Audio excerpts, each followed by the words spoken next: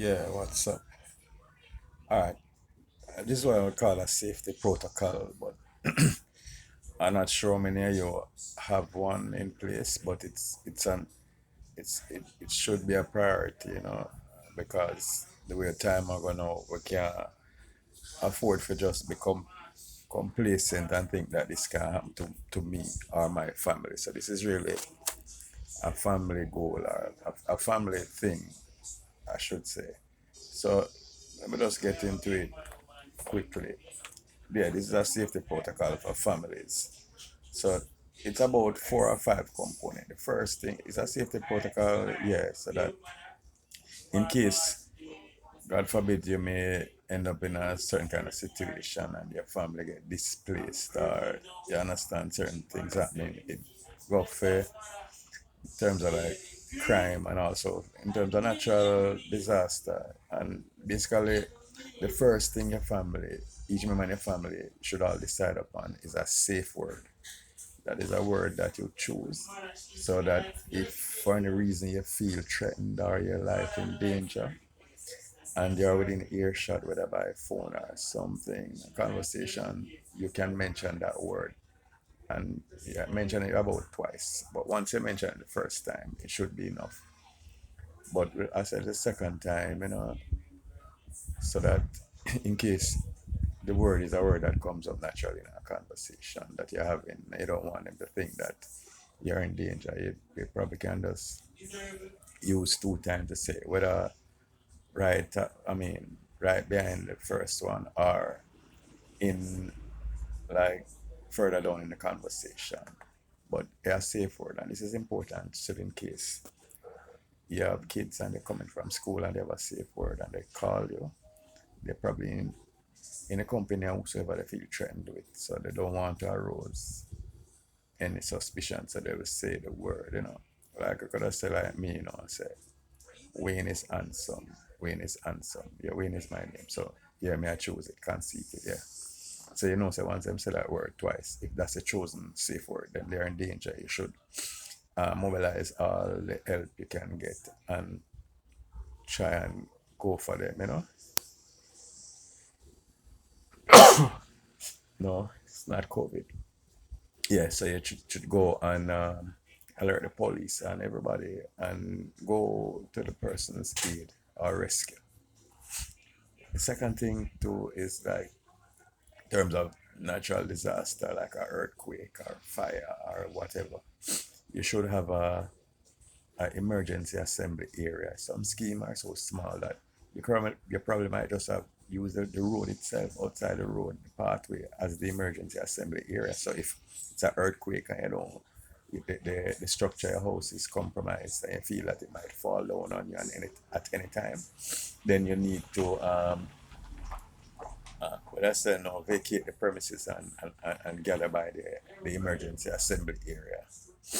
And for those bigger areas that have a football field or so, you can choose that area to assemble. You understand? And also, two other things that related to that, you need to have maybe like a kind of warning sound that everybody in the house, once they hear that sound, they know that it's time to move. It could also be the safe word again to, or you could have a whistle or the licking of a Dutch pad cover. That one really necessary because if you can shout and everything. But if it's like a big place you live in and maybe at a block of them room, you may need a whistle or something annoying that they will hear so that they get alerted. Cut, Trixie, cut! That they get alerted and they respond immediately so as not to hold on a second. This dog will forget me in that trouble. Yeah, back again. Where was I? Yeah, so you need something like an alert or alarm, a kind of whistle or something annoying that would galvanize everybody in the house, the family members, to make a hasty retreat. And then coupled with that, now you all need to decide on escape routes. So like you decide depending on how big your dwelling place is, your house, whether whose room, who all those whose bedroom is situated at the back, if there's a back door or a window or something that's not grilled that you can pull and escape through without injuring yourself. You decide on the goal is to find the fastest way out of the house. If it's in the case of a fire or an earthquake, where it kind of the trembling cycle, but you have the aftershock, which might be the damager that would finish bring down a building that is already weakened from the first tremor of the earthquake. So that's it. You get emergency a fast route out of the house. And then the other thing now, you all should have a central area where all the keys that pull the doors that lead out of your house where they are located. Maybe you need one of those hooks that you have maybe in the kitchen cupboard, and all of the keys are there. Make sure everybody know the key. It's a good idea to label them, because sometimes when you're in rush and you're in a rush and you're panicking, you may make mistakes and fumble, and you understand, and all these things is adding time to your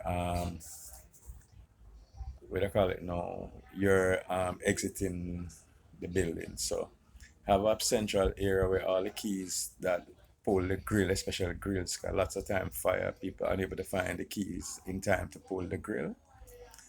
That them grill we may have right. So yeah, so you need to have the keys and make sure they're properly labeled.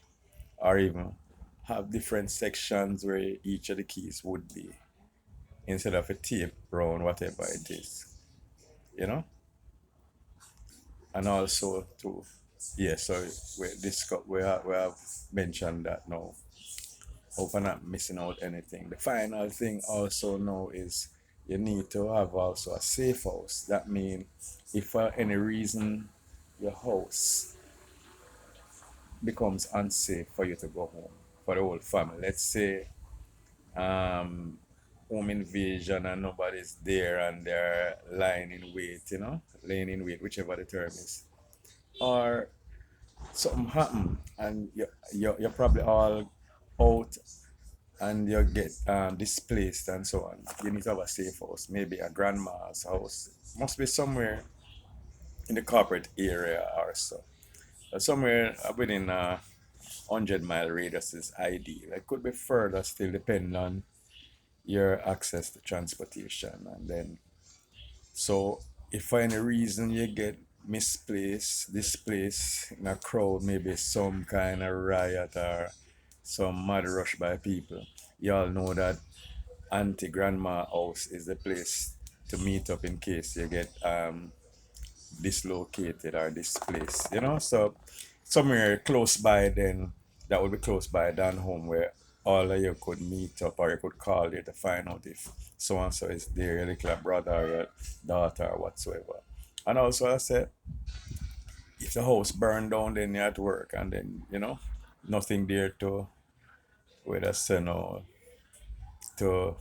what the term, I mean, like left back there that you can, where words I feel me know, me who can chat so much, salvage, that's the word. So if there's nothing there to salvage, house burn down completely, there's no point in going there. So you have a safe house so everybody can assemble, and then you make your way there, and from then you decide your next move. Okay, so let's hope that's been helpful to somebody.